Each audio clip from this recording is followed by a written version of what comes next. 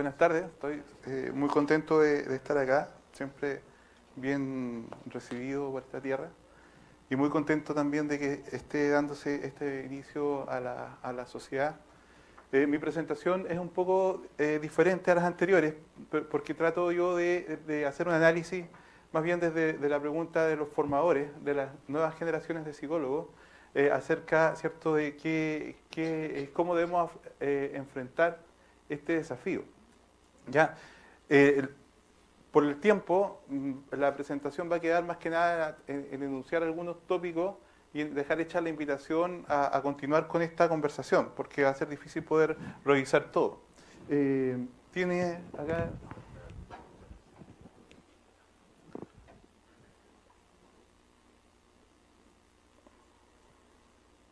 Entonces, el propósito de esta mini conferencia será presentar un análisis sobre algunos problemas asociados a la formación en métodos cuantitativos de investigación. Y lo pretendo centrar en tres temas, digamos, que son el impacto negativo de diferentes factores al proceso de formación, mostrar cómo se han abordado algunos problemas, en mi caso particular en la Universidad de La Serena, y en reforzar después de esto la necesidad de hacer este análisis que yo les comentaba al inicio. ¿Qué factores impactan negativamente, a mi juicio, en la formación? Podemos separar esto en factores de contexto y factores intrínsecos a la naturaleza de los contenidos de la metodología de la investigación. Y en los factores de contexto hay una primera análisis acá en un artículo de Carlos Cornejo del año 2005 que habla de la existencia de dos culturas, que en el fondo es poner de manifiesto algo que todos de alguna manera hemos experimentado, y es que hay una corriente más de tipo hermenéutico, interpretativo de la psicología y una corriente de tipo más, digamos, de relación entre variables, ¿sí?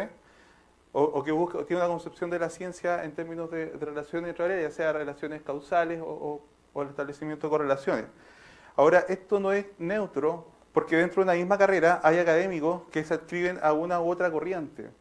Y no es neutro porque, ya sea explícita o implícitamente, descalifican a uno u otro, ¿cierto?, generando una discusión o generando un debate en los mismos alumnos, digamos, los cuales sienten que tienen que tomar partido por una u otra perspectiva. Y no se ve como complementario o no se ve de alguna manera como colaborador. Y a veces nosotros somos un poco responsables de agudizar mucho más este debate.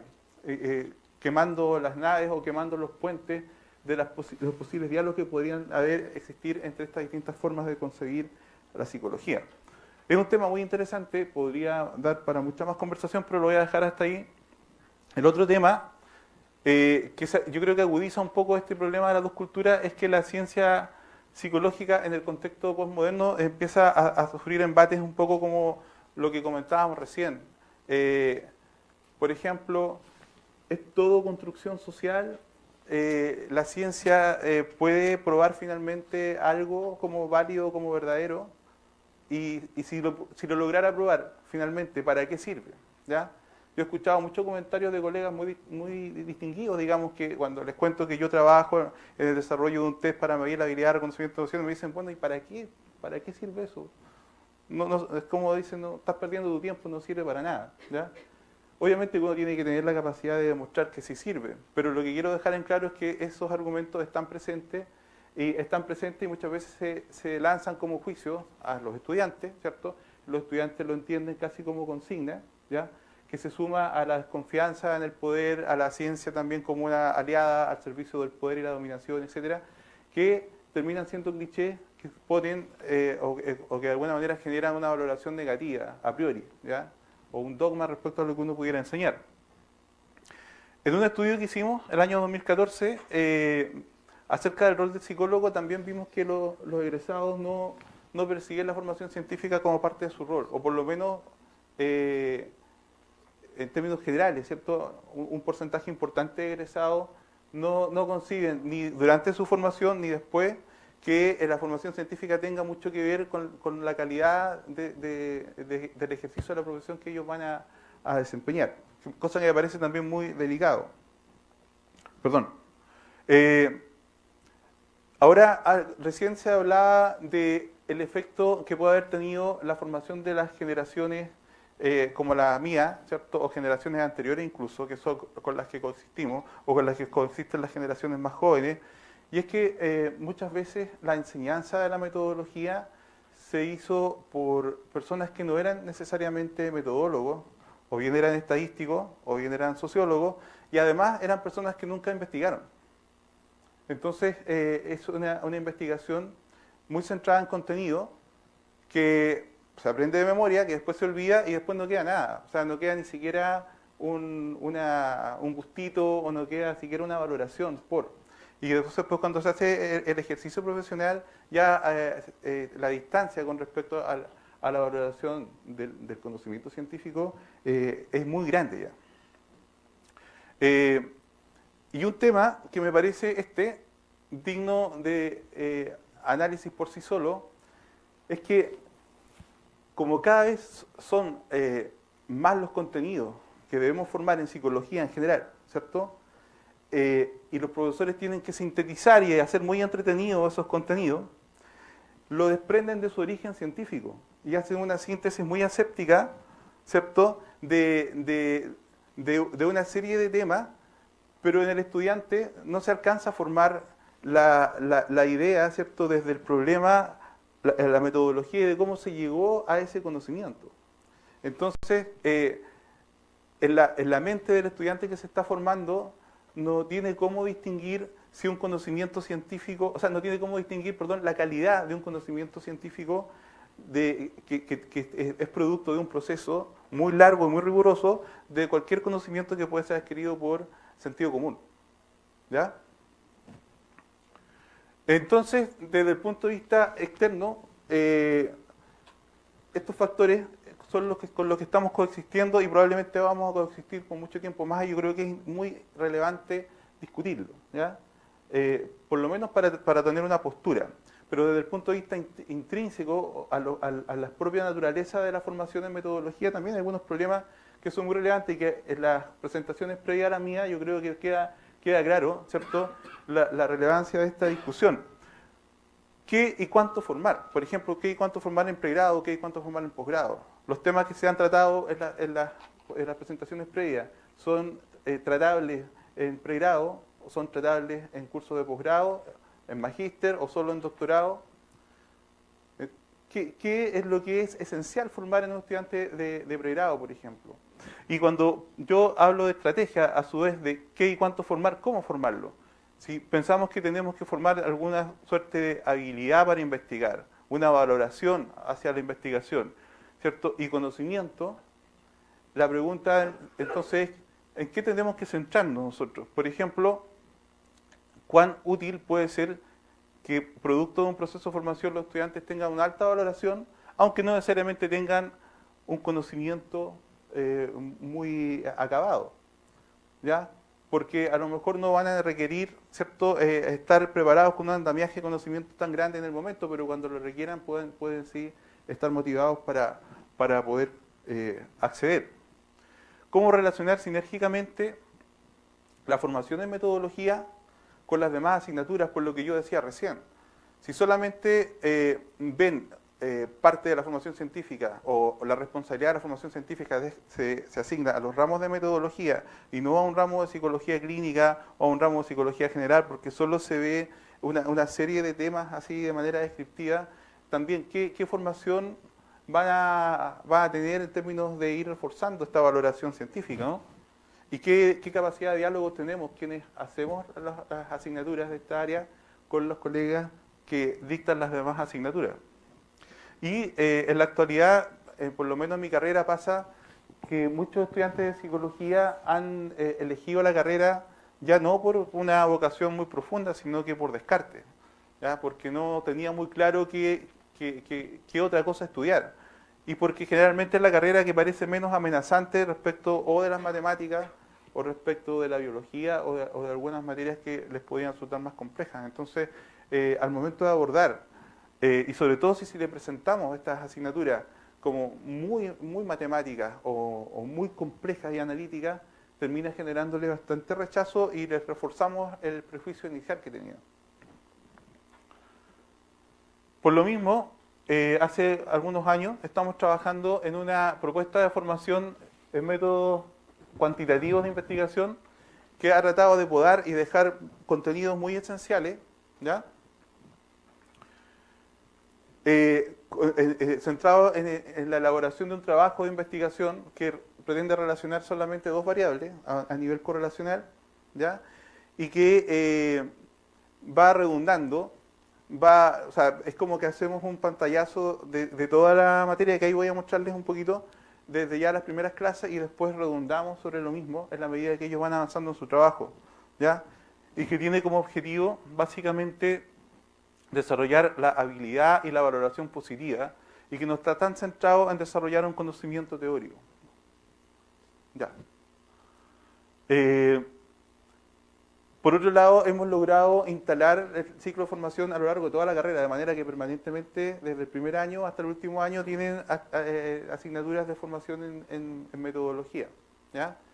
Y todas con un carácter práctico. Lo que nos falta tal vez es todavía integrar un poco más con las otras asignaturas. En tercer año se hacen los métodos propiamente tales, por lo tanto ya con respecto al conocimiento previo ya han tenido asignaturas que los preparan para métodos de investigación. Pero como les decía, falta mayor integración con otras asignaturas. El modelo general que utilizo es bastante simple, es un modelo de 4 etapas.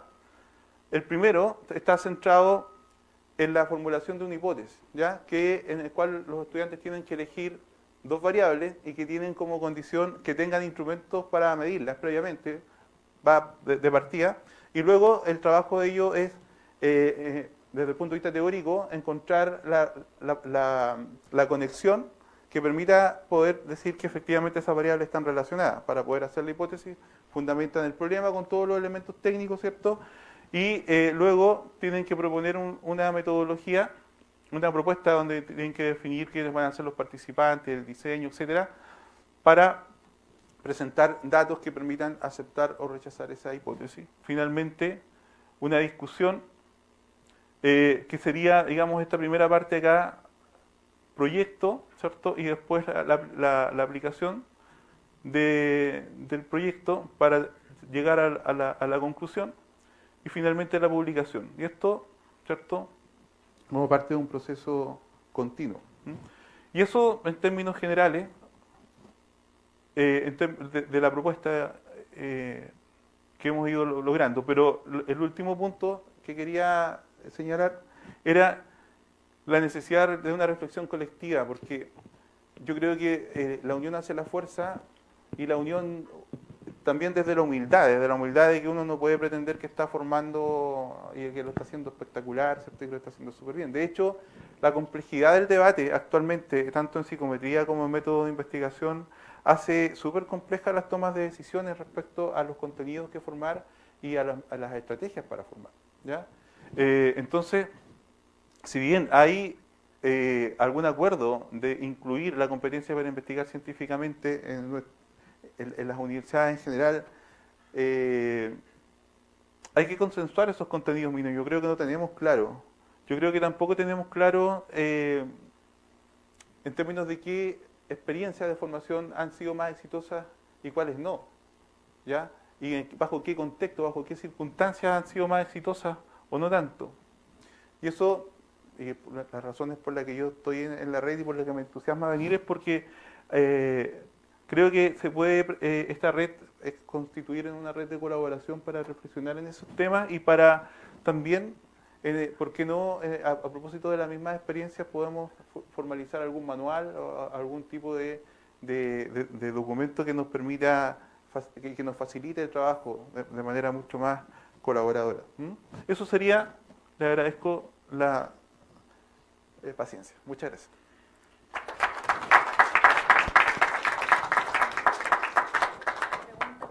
¿Tienen preguntas?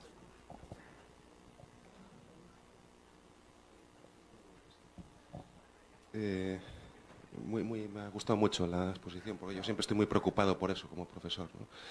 Mi pregunta es, ¿cómo ves? Yo me he dado cuenta de que cada vez el mercado laboral, o sea, pide más y más el dominio de ciertos métodos de de investigación para resolver problemas que se dan en la organización día a día. Por poner un ejemplo, yo cuando trabajaba en un hospital me pidieron un día que comparase los problemas de comportamiento de los pacientes de un año para otro para verificar si estaban reduciéndose en base a un programa nuevo. Eso es igual que investigar, exactamente igual. ¿Cómo se podría...? Porque yo te iba a hablar y está como muy orientado a la investigación académica. ¿Cómo se podría también esto dirigir hacia necesidades del mundo laboral reales que ya empiezan a ser cada vez más frecuentes, que requieren que el psicólogo no sea un mero aplicador de test, sino un pleno investigador? ¿Qué opinas? Sí, mira, la experiencia, justamente lo que trataba de mostrar es que se ve esa disociación, y en Chile en particular yo no he tenido experiencia de que sea el lugar de trabajo el que le pida a los estudiantes con cierta claridad realizar digamos, una intervención o una investigación de ese tipo. Más bien es al revés. Los estudiantes, sobre todo los estudiantes que han tenido la asignatura y que les ha gustado, han ofertado hacer una actividad de ese tipo y a la empresa le ha parecido interesante, digamos. Ha sido más bien un plus de los estudiantes que han sabido aprovechar estas herramientas para posicionarse en un mercado de trabajo, y no la empresa la que lo ha condicionado o lo ha pedido. Ya, no sé si en otras instituciones ha habido experiencias distintas acá en Chile, pero por lo menos en mi caso es así. Ahora, una vez fui a una conferencia de un profesor alemán a propósito de la discusión de la formación por competencia y la formación muy centrada en lo que el mercado pide a la universidad que formen el estudiante. Y él decía que el eje central de la formación del profesional tiene que ser científica, porque el estudiante que aprende a formular problemas, el estudiante que aprende digamos, a observar evidencia, ¿cierto?, para fundamentar y justificar, ¿cierto?, su problema, y que sabe cómo proporcionar datos para contrastar diversas hipótesis respecto a la solución de ese problema, teniendo esa matriz, ¿cierto?, mental de análisis y esa caja de herramientas de habilidades, puede aplicarlas en cualquier contexto. No necesariamente tiene que solamente pensarse como un científico trabajando en un laboratorio. Mis alumnos siempre ven esto como ligado solo a lo académico. Les cuesta mucho la aplicación al mundo real. Y eso es algo que trabajar. Y eso es algo que yo creo que también es un desafío para nosotros, poder hacer esa conexión y poder ampliar, ¿cierto?, el sentido que los estudiantes le dan a la formación en metodología.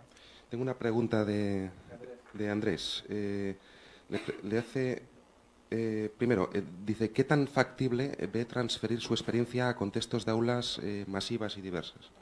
Repíteme, por favor. ¿Qué tan factible ve transferir su experiencia, o este modelo, imagino, a contextos de aulas masificadas y diversas, con mucha diversidad de intereses y bueno, con mucha gente? Ese es un tema de contexto que yo no les conté. En mi carrera, los estudiantes por nivel son 40, 45 estudiantes. Ya no tenemos aulas masivas. Ahora, es posible de hacer. Nosotros igual dividimos a nuestro curso en dos talleres de laboratorio que van desarrollando sus proyectos. Se trabajan en grupos de 5 estudiantes, no son proyectos individuales. Y yo creo que se puede replicar en aulas masivas en la medida que se tenga la posibilidad de subdividir en laboratorios o en tener asesoría para poder trabajar con grupos y ir supervisando su trabajo. Una segunda pregunta muy rápida. ¿Usted cuenta con un grupo de ayudantes para su docencia? Justamente. O sea, a ver, tengo un ayudante, ¿ya? Y el curso lo hacemos entre 2 profesores. Yo hago la parte principal, que es la parte teórica, y por el TEL o por la calidad de la asignatura me permite subdividir a los estudiantes en 2 grupos. Si aumenta la cantidad de estudiantes, puedo dividir en 3 grupos.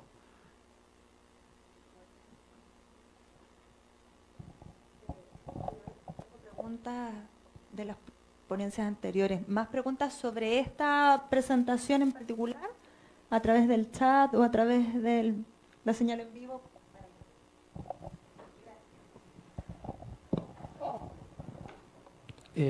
Yo quería hacer una pregunta, más que nada hablando como alumno de esta universidad en específica.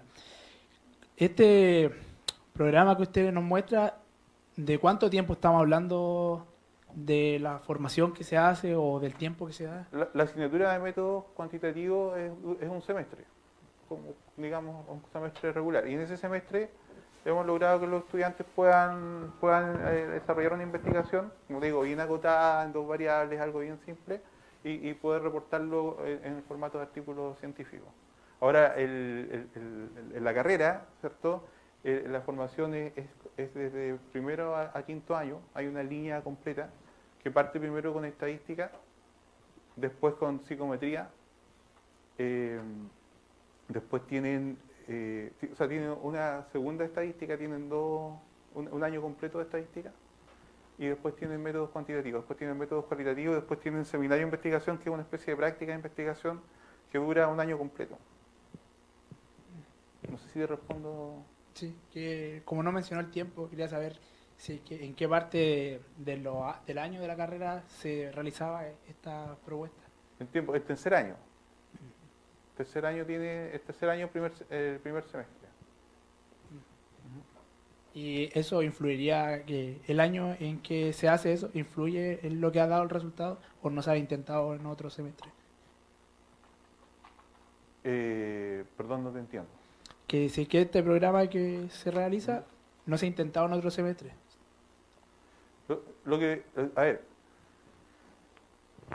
para contextualizarte un poco más, en el segundo año, ellos tienen, conmigo también, tienen un ramo que se llama Teoría y Construcción de Instrumentos, que es psicometría. Y ahí la estructura es la misma, tienen que construir una pequeña escala en grupo y también reportarlo en formato de paper. Previamente ellos tienen una asignatura que se llama redacción de texto científico, algo, no me acuerdo exactamente el nombre, donde ya han aprendido, ¿cierto?, las normas APA, cómo redactar, y también que tiene como resultado final, digamos, evaluable para el alumno un paper. Entonces ya van generando las destrezas que le permitan después no tener que en la asignatura preocuparse de todo. Por eso que se hace relativamente expedito pedirles que reporten digamos, el producto de su investigación en el formato de un paper. Pero en tercer año ellos ya tienen experiencia, ¿sí? Y la idea siempre es que lo tomen como algo mucho más lúdico.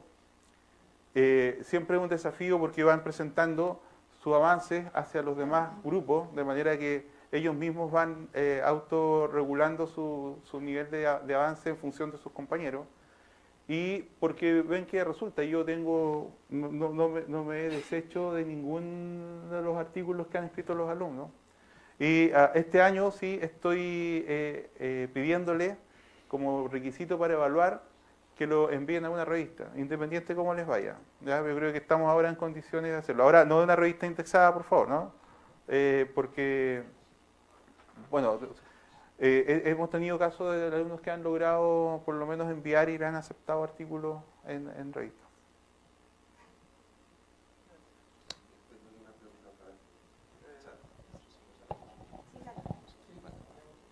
Okay. Pregunta Yerko, si cree usted que se podría aplicar este modelo didáctico a disciplinas que Yerko dice que no son científicas, como la arquitectura, no sé, o las artes.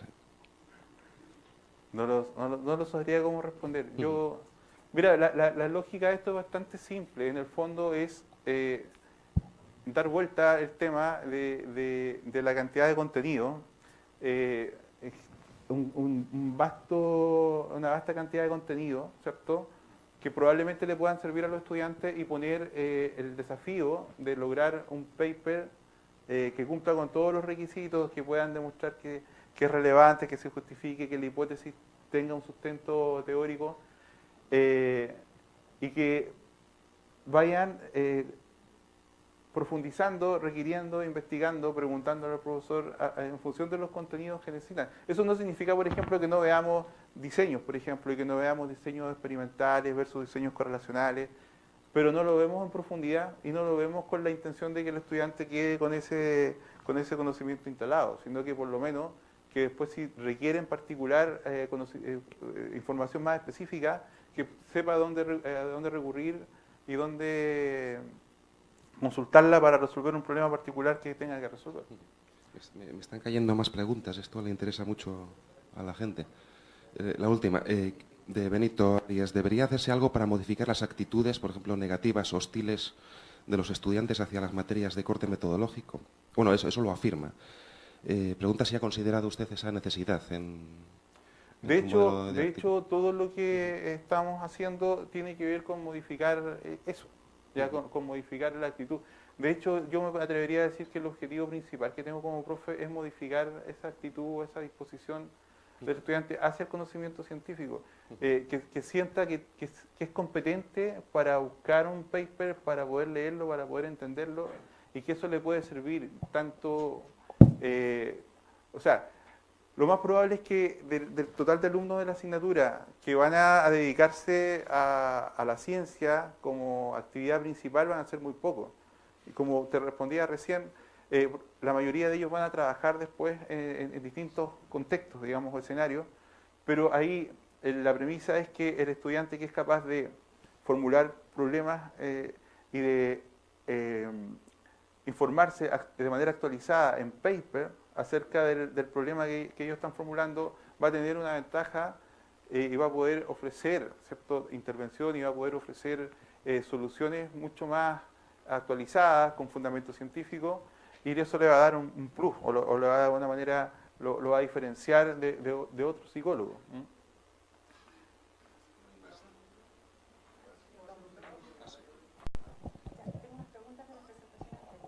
Pero un comentario de un poco Vale, muchas gracias. vinculado a la... Ah, no, Mauricio, todavía no te vayas.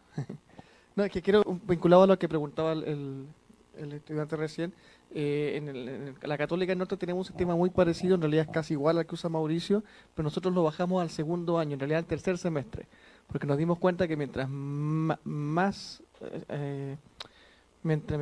pronto sea la formación y que ellos tengan la mirada de que la psicología es profesión, pero también es ciencia, era mejor, porque cuando lo tomamos en tercer año, ya algunos ya todavía costaba más. Entonces, a medida que ha pasado el tiempo, íbamos bajando. Nuestra formación en metodología igual son 5 años, son muchos métodos quanti quali en ambos, y diseño y fundamento de investigación, pero lo hemos intentado adelantar porque mientras más luego sean siendo atractivos, o sea, intentando que yo también tenga claridad de que la psicología, al ser ciencia, y ahí lo mezclamos con la ética, es un deber imperativo del psicólogo ejercer con actividades basadas en la evidencia y además investigar. Entonces, que yo soy súper claro en eso y soy más duro que Agustín. Le digo que para nosotros es muy vergonzoso que estudien 6 años una carrera y salgan interpretando mancha o poniendo o leyendo conchas o caracoles. Entonces, eso no podría ser.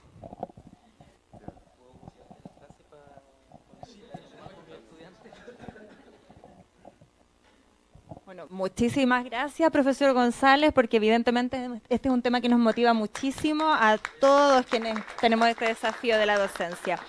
Vamos a hacer un break de 15 minutos, pero antes, para ir cerrando este primer ciclo, un par de preguntas que nos llegaron un poquito tarde por el desfase que tenemos en Internet. Para el profesor Elgueta, una pregunta que es un poquito compleja a mi parecer, es ¿cómo se interpretan los datos en un modelo formativo?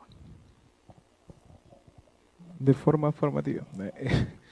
La diferencia entre un modelo formativo y un modelo reflectivo, a mi entender, ambos reflejan dos formas de entender lo que queremos medir, ¿ya? La argumentación que presenté, según otros autores, en los modelos reflectivos, creemos que existe algo que causa la respuesta, que son las que las personas digan. En un modelo formativo, nosotros, algo construido socialmente. Yo creo que el mejor ejemplo es el nivel socioeconómico, ¿ya? Nadie cree que el nivel socioeconómico cause... bueno, quizás alguien lo cree, pero que el nivel socioeconómico exista como algo en la realidad natural de las cosas y que eso defina el nivel educacional de la persona a la cual le estás preguntando. No, es al revés. Más bien, cuando hablamos de nivel socioeconómico estamos tratando de resumir información. Ese yo creo que es el punto. Los modelos formativos tratan de reducir información. Ahora, yo no soy un fan de los modelos formativos en todo caso. Ya. Pero si alguien quiere complementar o debatir, ella aquí